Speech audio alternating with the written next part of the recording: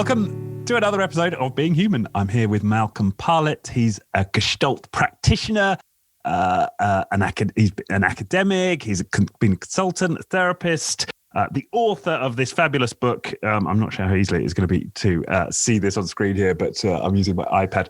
Future Sense, 5 explorations of whole intelligence for a world that's waking up.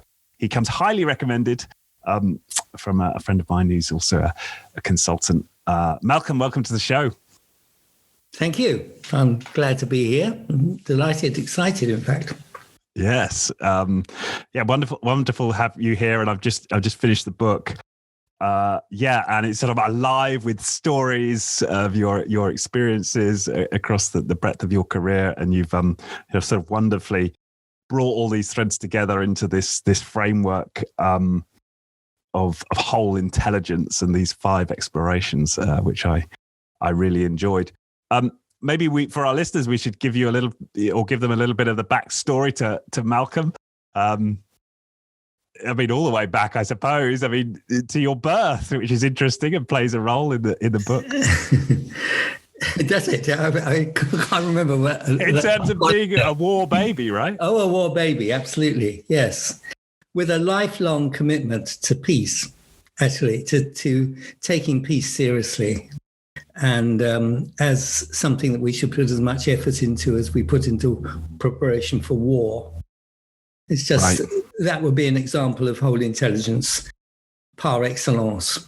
That if we actually really believed that we needed a peaceful world, which we definitely do, given the climate crisis and so on, global cooperation, we need to set about it in a very, very dedicated fashion and shift the vast effort and resources that goes into producing armaments to getting rid of them.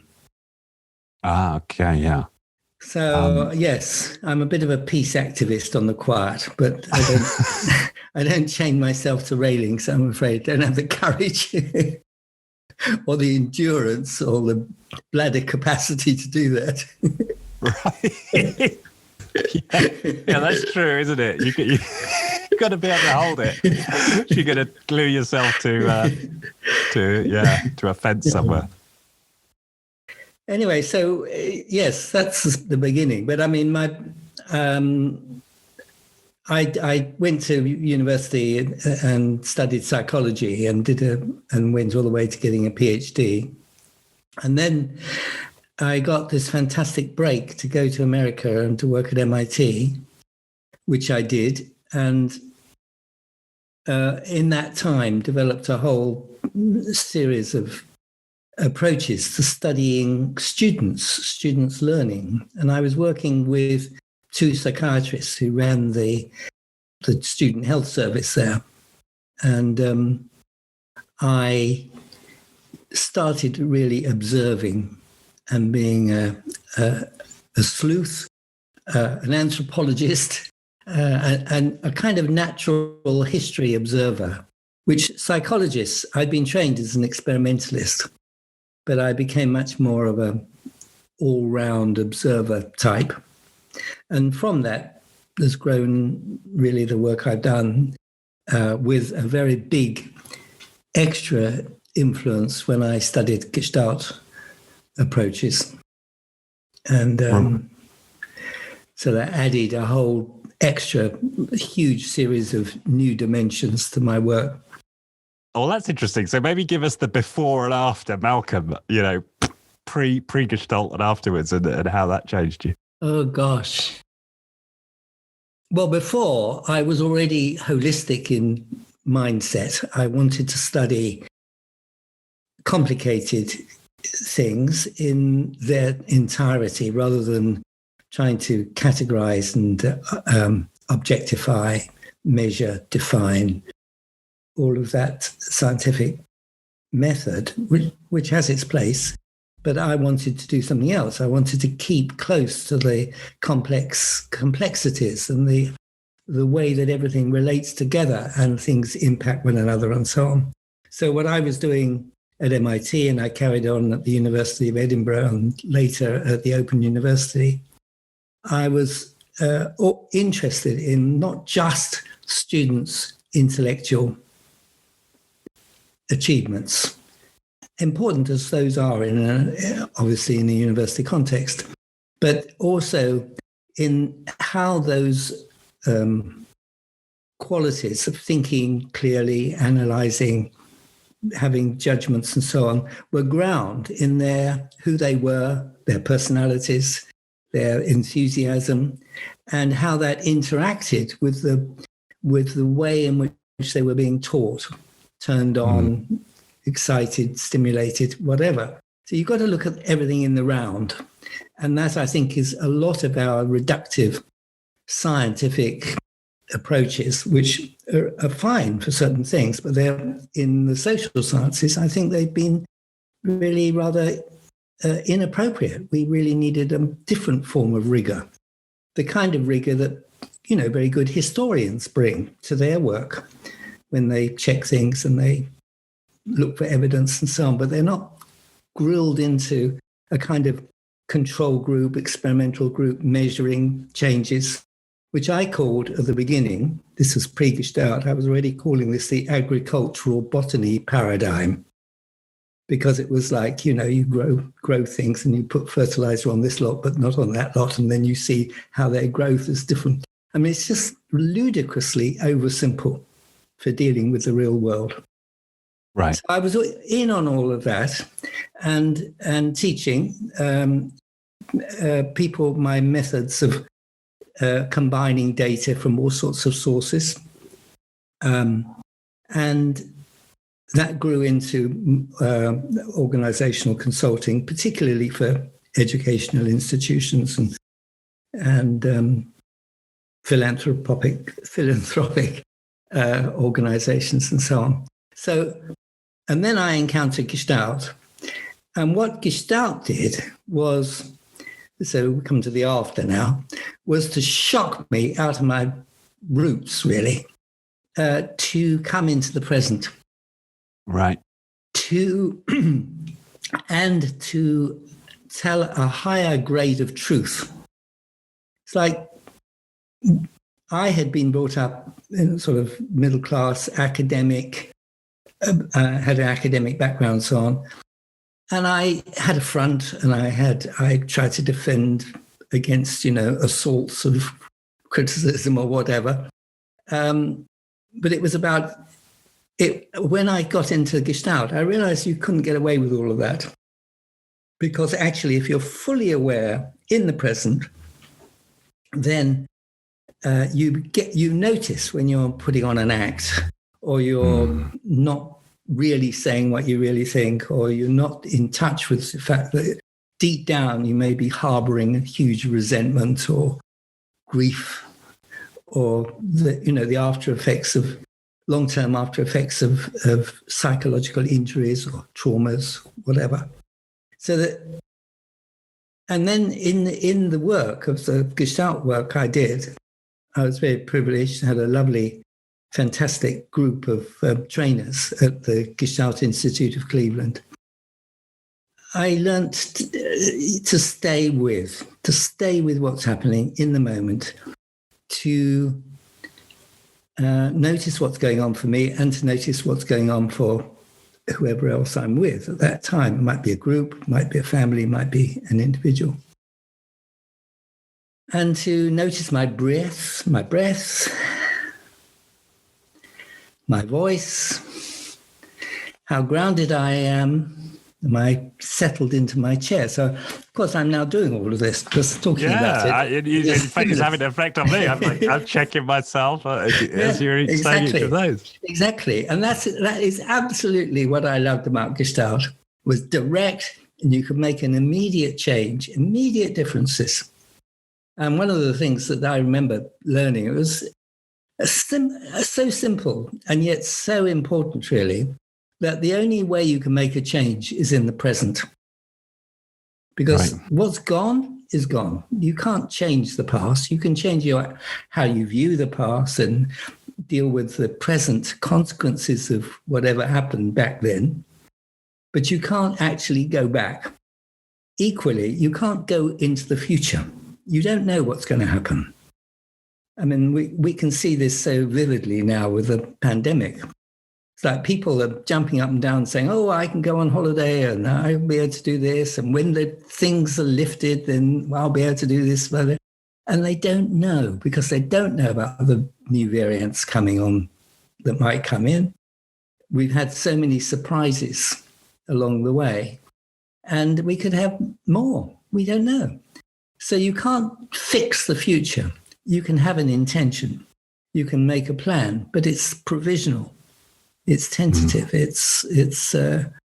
So that whole concentration on the present was another vital learning for me. And as somebody who was terribly heady, I mean, I'd been, intellectually trained. I had to also learn about the full dimensions of my experience, which were vastly more than what I was thinking about or talking about. Right. So then that got me into being embodied. And right. That was a long journey. A long journey to come out of my head and into my heart, into my guts. And we now know, of course, much more about about human consciousness. And actually, there's a huge neural network throughout the body, but particularly around the heart and around the gut, as well as after the brain. Those are the two big centers. And all of them offer us information. This feeds into whole intelligence, because one of the explorations of whole intelligence is into embodying. Yeah. So it's and you, as you say, you first got turned on to that through the Gestalt work. And so how did that impact you as an experimenter? How did you then take that into your work at that time? Well, for quite a while, I had a sort of dual career. Right. So I carried on earning my money because I had a clientele and reputation and blah, blah, blah about looking at educational systems. So I carried on doing that. But in the meantime, I began to do little Gestalt type things. And then the Gestalt type things slowly grew. And so that actually, when I finally gave up, the last real money I was earning as an educating type was, as an education type, was I was a visiting professor at the Open University. And I was on quite a big contract there. So, and when I gave that up, I thought, I'm going to have a big dip in my income now. But I didn't. Because meanwhile, the Gestalt work had risen. And so I didn't have any loss of income, which was fantastic. Right. It's interesting. You're touching on potentially another exploration, right? So it sounds like you're experimenting with Gestalt on the side. A bit like your peace activism. You were... Yes, absolutely. I was. And it was a very fertile time in Gestalt in Britain. I mean, it was just beginning, really. There had been some before my time, but I came and there was lots of opportunity, and I got very involved in building a whole lot of Gestalt institutions, and was the first editor of the British Gestalt Journal and so on. So I was deeply involved. So I'm a bit of a relic from the past for some of the young people these days. Right. A kind of respected relic, but a relic nevertheless. Right. So you're a big cheese in the Gestalt firmament. Yeah. And I'm what I'm very keen on, and have been in the Gestalt tradition, is that one of the founders, who is a man called Paul Goodman, who was a tremendous social activist and brilliant man. And he was constantly wanting to take Gestalt into being more of at one point he even called it sociotherapy. I mean, into saying that instead of locating people's problems all internally we should be constantly looking at them in context. And that if people are very, very disturbed, upset, endangered, feeling scared, whatever, this is as much to do with the context in which they're in, the environment that they're in. Right. And we have to look at the two together. You can't just look at psychology on its own. All psychology ought to be social psychology. It was that kind of thing. And because of that emphasis, I have been very interested in trying to find language to talk about Gestalt and to demonstrate it and use it in a way that's much more user-friendly than the Gestalt as it's normally taught, which is rather complex. I mean, it's wonderful. Gestalt ideas and theories, books and books have been written about it these days, although it started as very anti-academic in a way. It is deeply philosophically and psychologically interesting material. But I wanted something which was a bit more rough and ready and able to go out and talk to managers and leaders and army officers or whatever. And so this is what partly been the fuel for my writing about the 5 explorations, which are all central to the Gestalt tradition, but it's a different map in a way. It's a different framework. Yeah, and I must say the book is really accessible. Yeah. Yeah, you're not using philosophical jargon or scientific jargon. It's a lot, a lot of it's grounded in stories. Yes. Yeah. Just underneath the surface of that simplicity there's enormously complex ideas, which are also interesting, but they aren't necessarily useful enough ideas. They're fascinating and interesting and so on, but there needs to be something which is more readily available. So that's what the book was about. Yeah. And so what were some of the ways in which you brought this, I suppose, these insights and this awakening in yourself to others when you started to take it into the world? Well, it became a map which at first I was applying very kind of self-consciously in a way, and then what I realized was that everything fitted into it, or everything could fit. So all sorts of things. So I think of groups I worked with. I worked with communities, as well as individuals as a coach, working with everybody from senior executives to people just wanting supervision of their management work or their work as a supervisor, so on. So it became a sort of easily applicable, useful map, and which I used as a kind of checklist, so that which might be, I could just explain that a little bit. After say a meeting, a committee meeting or something, I use it as a kind of checklist. I say, here are the 5 explorations, these areas of human competence, kind of capabilities, and how much were we demonstrating them and using them in this meeting? So I look back and sort of check and might say, well, one of them is, did we respond to the situation? We had this problem to talk about, this, whether we were going to open this new activity, we were going to put effort into it or something. Did we deal with it? Yeah, basically we did. Okay, so tick it. Interrelating. Were we actually engaging with each other in a reasonable way, in a respectful way, in a way which brought out everybody's individual voices and contributions? Yes, we did, especially when we invited, I don't know, Sue to say more about her idea or something. And everyone went, oh, yeah. So, yes, yeah, we did interrelating. Were we embodied? Oh, that's interesting. It's not a question that often people don't ask.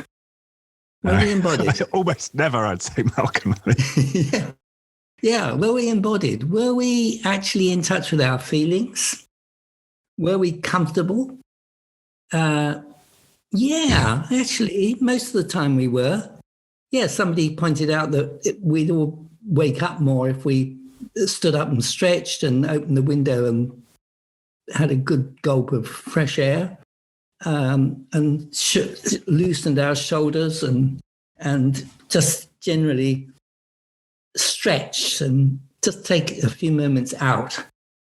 And we did that in the meeting. So, yeah, we were embodied in that way. And then were we experimenting? This is another of the explorations. Yeah. Were we experimenting? Were we pushing the boundaries of the familiar? Were we actually dealing with things that were fresh, new, vital, exciting, novel? Or were we, as it were, just bumbling along on the same old tracks, using the same old words, looking at the same old issues in the same old boring way? And, well, we could have done a bit more of that. So we did a bit of experimenting, but we could have done a lot more. So that's a sort of, so then there's a question mark against that exploration, if you like. And then finally, were we self-recognizing? In other words, were we actually reflecting on how we were doing, checking in with each other, making sure that everybody was on it, dealing with the issues? Were we working together well as a team, and so on? And yes, in some ways we were, in some ways we weren't. But the key thing is, here's this 5 things. They all carry a punch. Yeah. They're relevant, they're real, and people understand them. Don't need to go on a lengthy Gestalt course to learn about those things, except maybe embodying. That's the key one, which in our culture is so devalued. Exactly. It's almost viewed as somehow mystical or woo-woo. Yeah, there's such a taboo against it, isn't there? In my experience, in sort of the modern context. Yes. There's this kind of split between, if you like, the intellect, argument, discussion, words, symbols, data, and the actuality of who we are. And we are absolutely embodied. We are body. We are body. We're so, and actually we live in a culture which is completely skewed to being dealing with bodily things, but in a crazy way. So, I mean, think about the amount of money and attention that goes into the cosmetics industry. Yeah. Think about all the obsession about, well, at the moment, about COVID and so on, but also about health, vitamins, diets, weight, or like an obsessional attitude to our physical bodies. And then there's all the people rushing off to gyms and running and looking at how many paces that they've run and all of this. It's like a kind of obsession, but not the most simple and elemental part of being a body, which is to notice what you're sensing, what you're feeling, what's the truth of the world and of yourself that you can pick up by just attending to, yes, what's going on here? I'm feeling excited, or I'm feeling scared, or I'm feeling not very interested in such and such. And yet I'm supposed to be talking about it. Yeah. Yeah. And I think that's my personal hypothesis is the other thing that I know. So I think you're right about embodied. And I think second on the list in terms of least likely to be engaged in is actually the self-recognizing. Yeah. Right. And I think those are linked because often when we engage in self-recognizing, it brings up feelings in the body, some of which we might not like. And so if we're not comfortable in our skin, in our bodies, then we're less likely to want to engage in self-recognizing. And often when I work with leaders and managers, their hesitancy is something like, oh, I don't want to set off the hairs running, or I don't want to get into a load of, emotionality. I'd prefer not to have those types of reflective sessions because I don't particularly want to deal with what might come up. And I think that's linked with a reticence to be in the body. Well, yes, indeed. I mean, you're totally right about the self-recognizing and embodying going together. They all actually go together. Of course, yes. And one of the things on training coaches and so on is to give them the experience of, say, in a pair, talking about how they're connecting, so they're in touch with their interrelating, and then the next 5 minutes they can switch from being not only in touch with how they're relating, but also how embodied are they at the same time. So they have sort of two things and they begin to juggle them. And eventually you get up to 3 and then eventually to 5, because they all are relevant all the time in something like coaching. Exactly. And interrelating people generally quite comfortable with, but often at a verbal or a conceptual level, but interrelating at a heart level, emotional level. Yeah, absolutely. Even at a physical level, right? Yes. I mean, part of it, you hinted at this, and they're absolutely right. Is that people do not, most people probably, unless they've done some real work on themselves therapeutically or in coaching or in some other self-exploring mode, are carrying unbelievable amounts of what we call unfinished business, or feelings from their childhood which they've never really expressed, or traumatic residues. And everybody, I mean, the trauma is simply an extreme injury, but psychological injuries occur throughout for everybody. And people adjust to them. In Gestalt, we talk about creative adjustments, so that if you are going to get punished or have your phone taken away or whatever, if you do X, then you learn to either avoid doing X or doing it secretly. So you begin to adjust to the management of X. But that then becomes your way of being in the world. Yeah. Part of your repertoire. And a lot of our personal repertoires are out of date. Yeah. Belong to earlier eras. And yet we're stuck with them. They're habitual tendencies. And the self-recognizing, you begin to capture that, say, oh, God, yes, right. That has to do with, oh, yes, of course, I've always had that thread of insecurity or blaming other people or lousing up in a particular kind of critical situation. And I have to learn to do something different. I have to experiment with something new. So you're into experimenting and responding to the actual situation that you're in, rather than to the situation that would existed 30 years ago. Exactly. But you can't get into that experimentation unless you've caught yourself, unless you've done this is exactly right. They're all linked, right? Unless we're in our bodies, unless we're self-recognizing, unless we're doing that reflecting. Exactly. You cannot catch that insight, which is, oh God, this may have started when I was 7 with Uncle Billy. And then of course we don't, even the thought to experiment with a new behavior doesn't even occur, right? Well, partly because it brings, as you said earlier, it brings up the possibility that you might experience the feelings of a 7-year-old. Yeah. And if you were traumatized at that time and you were traumatized at 7, you don't want to go back, because everything around that era has got squashed a bit. Yeah. Or forgotten, or buried, and pulling it up to the surface and re-experiencing, if only for a few minutes, of real pain. Nevertheless, it's avoided.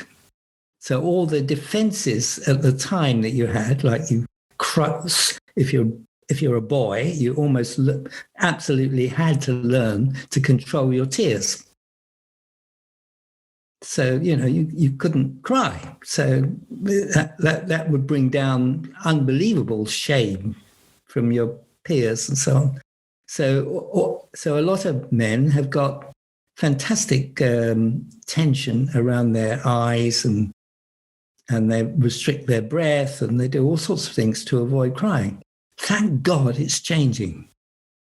Yes, it is. It really is changing. Slowly, but I'm just when I first because I first got into therapy, I remember reflecting to my therapist. I hadn't cried for a decade. Yeah, and in fact, I was working with somebody recently coaching, and he admitted to me he hadn't cried for a decade. So yeah. And now, if I'm feeling low, I sometimes put on music that I know will make me cry. There's certain pieces of music they're associated with the loss of my lover or whatever, the death of a friend or something. And I know as soon as I get into the music, I start to cry, and I feel better. I feel better for it. I feel, oh, God, this is great. Life's so great. Yes, that's right. Yeah, that's right. And in fact, my therapist at the time, he suggested movies, and that was what broke me open. I went to see The Notebook, a romance movie, but there's some sad elements. So, yeah.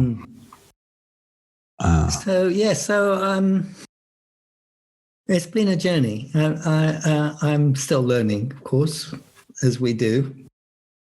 I derive some. Of course, I'm now at a stage in my life where I'm thinking about the end. Yes. So I'm coming up for my 80th birthday. I'm in the actuarial statistics and things kick in. A lot of my friends have already died. And I'm hoping I've got another 10, 15, could be as many as 20 years, but I'm not anticipating that. I'm not necessarily set on that if it comes earlier. I don't want to be a vegetable. So I want to... I always am always excited by the memory of somebody who told me about his father, who lived outside the village and cycled in every day, lived on his own. He was a widower. He cycled in every day, went to the pub, read a paper, got a paper, read it, had his lunch, cycled back. And he did this day in, day out for years. And then one day, he had an accident, or he fell off his bike or something, broke a leg. He couldn't cycle anymore. And at that point, he said, I don't want to live anymore. And he didn't do anything violent to himself. He just stopped eating. That's interesting. My granddad did exactly the same thing. Yeah. Really? Yeah. Just stopped eating. And I would like to do that. And this guy brought all his family round and said goodbye to them all and made sure his will was in order and that everything was hunky-dory, and then just slowly faded away. Mm. And that, to me, would be the best death. So what will be? What's your equivalent of not being able to go to the pub, Malcolm? You know what your marker is. You don't know. Not being able to do podcasts anymore. Yeah, something like that. But I had this. I had one of my friends from MIT days was a wonderful experimental physicist, and he lived well into his. He must have been nearly 90, or maybe over 90. And his wife, his widow, when he finally died, told me that his last words that he uttered were, as he was approaching death, he said, oh, this is interesting. Well, maybe you had a vision of what's beyond, Malcolm. I know. Well, we do know that from near-death experiences and so on that people do. Yeah. So it's like there is a welcome of some kind, or the experience of that, whatever it means. Well, that's interesting, and that was something I was sort of what intrigued me about the book is almost what was missing, at least in my mind, was a kind of a connection to, I don't know, a metaphysical realm or any kind of higher plane. Is that something you dismiss as superstition? No. Is that something that you believe in but didn't want to include? Like, why is that not there? I think that's a really good point, and I think it's I think that my position has been that in the Gestalt world, it's a very divisive issue. There are some people who are absolutely on a spiritual path and see everything they do as evidence of it, really, of practicing their spiritual sense and the sense of the divine. But there's also another whole tradition that Gestalt doesn't want to go down that route, and that Gestalt in itself is a good discipline to live by, and you don't need higher powers or the divinity or whatever. And to some extent, our founders weren't very didn't forge a spiritual path. And I have an interesting and quirky historical point about this, which is that there was a founding group in the very early 1950s or late 40s who were meeting in New York, and who were the foundational group who really charted Gestalt therapy, built on Gestalt psychology, but on psychoanalysis and Lewinian field theory and so on. But they were bringing together, synthesizing this whole approach. And one of them was a man called Paul Weiss. And he was a Taoist and very interested also in Buddhism, and absolutely saw this emerging discipline, or wasn't really as strong as that, but these emerging ideas. He brought always that element in, and he died. He had a heart failure while the process was going on of forming this thing. And my theory is that none of the others picked it up. He was carrying that banner into the mix, and he was gone. Right. And the others tended to be more secular and political. So that particularly with Paul Goodman, that became more the line that we've gone on. And I think it is a shame, because actually I do think that Gestalt, deeply gone into, inevitably raises questions about what is inexplicable, what is greater than, the widest possible context for existence. Yeah. Yeah. And that's certainly been my experiences. It's almost like as I do more of my trauma release work, it's like lifting a load, and I get lighter and lighter as a being. And then I somehow become more open to sort of wonderment and asking these bigger questions and sort of sitting in the uncertainty of what could be beyond. And I sort of wax and wane with my sort of spiritual enthusiasm, one might say, but it's certainly become a presence in my life which wasn't really there before. No, absolutely. So I think that I'm not sure whether I funked out or whatever. I'm not sure why there isn't more of it in the book. I mean, part of it was a big job to contain it, because it could have been much longer. Right. I had a lot more to say. And I found it terribly difficult to write. And that relates to my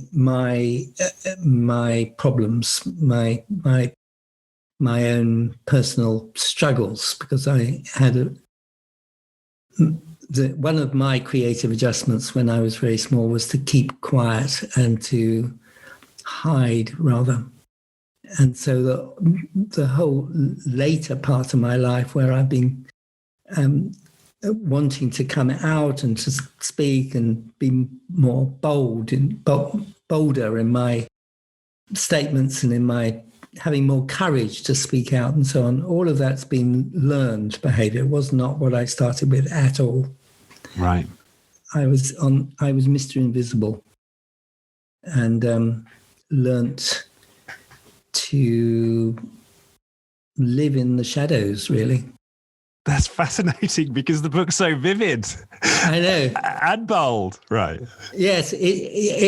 Well, by the time I wrote it, but I mean, it was absolutely incredible struggle. And the only reason that I wrote it was that I promised my lover at the time, who died, that I would finish it and then publish it and dedicate it to her. I would never have finished it otherwise.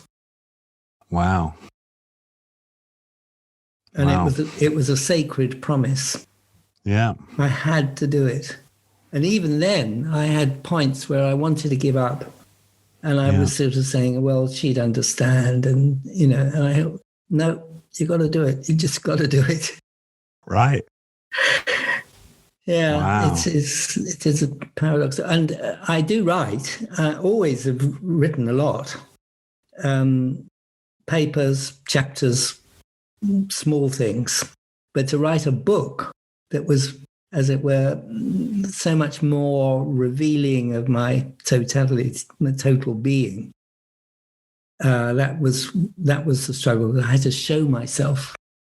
Yeah. Yeah, and it's there's nothing more bold about postulating the nature of human intelligence. I mean, it's well, I know a grand task. Yeah, and what I'm trying to write now, I'm going through a sort of not quite the same level of intense resistance, but I'm having to still overcome. I'm writing a whole intelligence manifesto. Oh, wow. Okay. I've got something come up here that saying my default speakers come in or something. Don't know what that's about. I had a notice on my screen. Mm-hmm. Anyway. Yeah. So I'm trying to encapsulate what's in the book, but in the much smaller, more condensed form to appeal to the Davos constituency in part. Okay. Yeah. So this is a challenge. Right. To get our elites out of their heads. Yeah. I mean, I do feel passionately about the fact that whole intelligence is something that has the first thing that we need to do to change the world is to realize that actually it all depends on human beings. I mean, we can have it in COP26 coming up. I mean, they can come up with anything they like, but actually to make it all happen, we've got to deal with people's resistance, people's fears, capitalizing on their enthusiasm, bringing consciousness up. Otherwise, it's not going to work. None of it's going to work. Yeah, absolutely. And I think this idea of embodiment being in the body, but also in the environment and connecting to the environment. That's for me where the environmental movement, needs to start. Yes. It's not targets and emissions and all this sort of models and all of that. Forget all of that. It's who are you and what's your relationship to the natural world? Like that for me is where it's got to start. Yeah. And of course, the first encounter that we have with the natural world is our own bodies. Yeah. It's amazing. I don't know, it's so obvious and blindingly obvious, and yet it's so ignored. Our educational system is all about pumping people into being intellectual only. Yes. Essentially. So, I mean, I think there is a movement in education. Well, Tim Logan was one of them, but there's several others as well who are grasping onto the whole intelligence as a stick with which to beat the educational establishment, Right. which I'm kind of excited about. Beating gently, of course, non-violently. Non-violent. Or an invitation to some explorations, right? Which is really what the book is, you know. Yeah, absolutely. Absolutely. Yeah. And I thought, just pertinent to what we've just been talking about in the environment, is the story of the care homes. I wonder if you could just share a little bit on that, because that was one of my favourite stories in the book. Yes. Well, this was it wasn't a direct experience. It was an experience of two people who I mentioned in the book, who I would love to name them, but can I remember their names? Debbie, and somebody. Susan? I only read it half an hour ago. I can't read it. I can't remember. Yeah. But Debbie Carroll and was one of them, and I've forgotten her companion, but she was fantastically. She came from a commercial background. I think she'd been a manager in a big store or something. You know, she was new to the ground here, and I can't remember. She got involved in garden design with another garden designer, and they were given a chance to design a garden for a care home, and it grew into realizing that they had to understand how the care home worked and what as it were, built into the framework. And this is all documented in the book, and it's like they discovered, of course, that people just sat around in armchairs staring at a screen in a kind of doze, and they wanted them to come outside. But of course, the place wasn't geared up to that. There was a whole way of existing that kept people sitting in armchairs looking at the telly, because that was the only thing that they knew how to do. So it was an example of experimenting. And I think it comes into the chapter on experimenting. That's right. Yeah. In the book. It's like they were doing things that were outlandish or seemed outlandish to the people running the care home.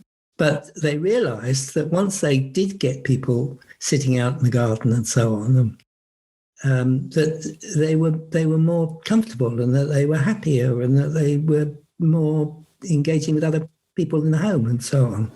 I mean, it was just so obvious, and yet it took somebody with that kind of initiative and courage to push and to make something happen. And it just paid off. Yeah. It was a wonderful example. So I kind of seized on it and as to write about it. Yeah. And what I loved about the simplicity of their early experiments was just to simply shift the orientation of the chairs. So it started with all the chairs were facing the television. Oh, that's right. The first thing they did was they moved into little clusters and facing the windows. And just by simply looking at the garden, they started to take an interest in the garden. Because this is the context for it, was that in the past, when these care homes had provided gardens for the residents, they'd just die because the residents weren't interested in tending them. Well, they didn't want to go out. Yeah, that's right. Yeah, they didn't want to go out and tend them. Yes. So so there were lots of things. It's coming back to me now. It's a while since I read that bit, but you're remembering it better. What they also instituted was doing things that made sense to the residents, like helping them put out the washing on the lines, because they had done that when they were younger. And they knew how to do it. and it wasn't. And I think, there were more efficient ways of drying the clothes than big dryers or whatever. But actually, the simple thing of hanging stuff up on the line gave them satisfaction. Right. I think some of these ideas are creeping in, but it's like, this is a good example of how whole intelligence is what people know deep down in their bones. It makes sense, but they don't do it. And they go along with things that don't make sense. Yeah. That's right. Don't resonate. And so it's like a kind of, I want to shake up the culture, the zeitgeist, say, let's get on with it, do it, make it happen. We've got the capacity to do it. Yeah, and I think you're gone. Sorry. No, that's fine. And I was just saying, and I think one of the reasons we do that, and why these all interrelate, is because we're so in our heads. We have such finely honed defensive skills to be able to brush off whatever we're feeling in our tummies or our hearts about what we're doing. That we become as humans very like adaptable in a sense to all of these, what you might call like, I don't know, like low, I don't know, like impoverished environments. Yes. Because we're so much in our head. And what I'm finding more and more is as I become more grounded, as I become more embodied, I become much more resistant and less tolerant of what, sometimes get called toxic environments or, and of course, there is a certain element in society who would prefer perhaps us not to be like that. But I think part of us reclaiming our humanity is going towards that and getting stronger in our own beings and kind of demanding a different environment for ourselves in how we work or are cared for in care homes or whatever it might be. Brilliant. Yeah, I totally agree with all what you just said. I mean, it's like a general awakening. And it is why in my subtitle, The World is Waking Up, it was like I did detect that. I mean, they were obviously been going on for a long time, but more and more people are waking up to it. Waking up to what feels and we sense is absolutely right. I mean, it is a kind of an awakening and less tolerance, as you say, of corruption and sliding around and not being decisive and not prioritizing sensibly. So there is a political critique in here too. Yeah. Political critique and something about the general enlivening of people that we only have one life and it goes damn quickly. I mean, and as you get older, it goes quicker and quicker. The decades slip away. And every moment counts, every day counts. And I came across this wonderful quote, which actually I meant to write down because I wanted to include it today, but I didn't.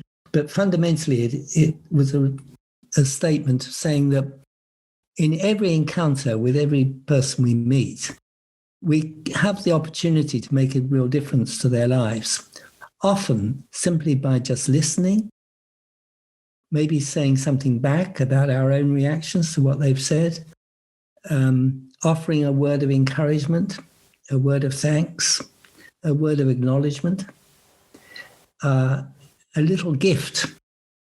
And it's mindfulness in a way, mindfulness of the interrelating aspect of whole intelligence.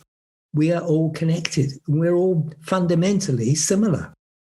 Right. Well, we're all incredibly different in our details and in our life histories and in the way that we've been battered around or had great opportunities and we've come through and we developed certain ways of being and so on. So highly differentiated, but actually underneath that, we're very, very similar. Yes. We all want to be... Go on, sorry. Well, we all want to be affirmed, listened to, understood, recognized as having good ideas or whatever. It's not... And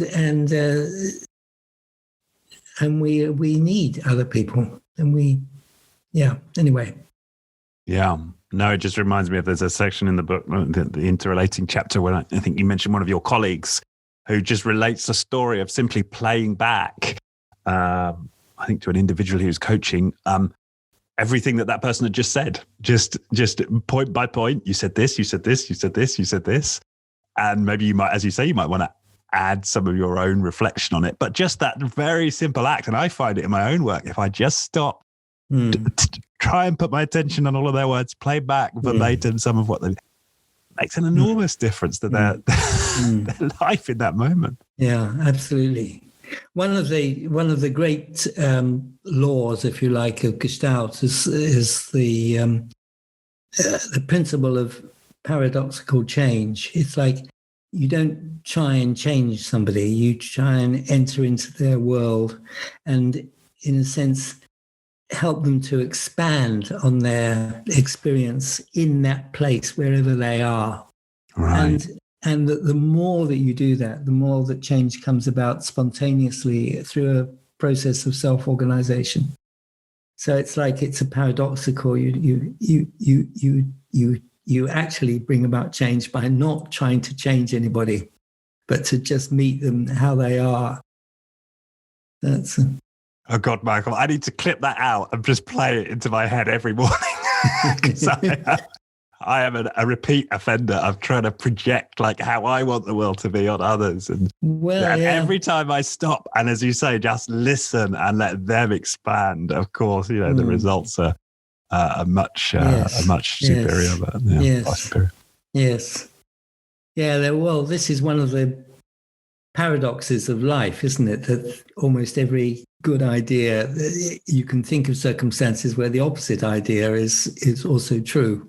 Right. So but at the very least, that modality, let's say, or that mode of interacting is underused. I would argue. Absolutely. Yeah. Yeah. Well,